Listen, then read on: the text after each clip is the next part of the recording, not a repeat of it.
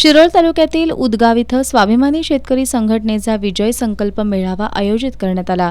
या मेळाव्यात बोलताना संघटनेचे अध्यक्ष माजी खासदार राजू शेट्टी यांनी स्वाभिमानी शेतकरी संघटनेच्या राज्य कार्यकारिणीनं 2 वर्षांपूर्वी एकला चलोचा निर्णय घेतला।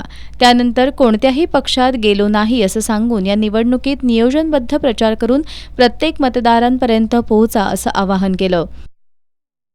तुमचं सगळ्यांचं ऐकलंय, कृपा करून मला अर्ध्यावर सोडू नका। जे काय व्हायचं होते सगळेजण मिळून टक्कर देऊया, एवढी माझी तुम्हाला विनंती।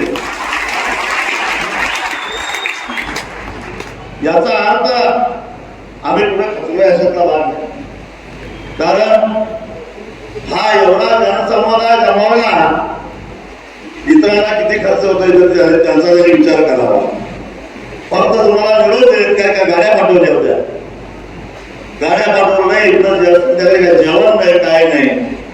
आणि मला आभार मानलं पाहिजे की या मंडपवाल्याला मंडपाचे पैसे सुद्धा घ्यायला नकार दिलेला आहे।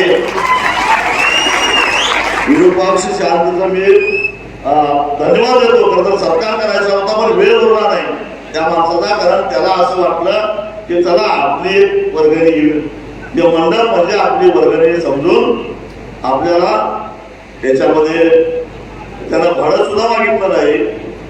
जवळपास किती 49,000 बिल होत होतं, 49,000।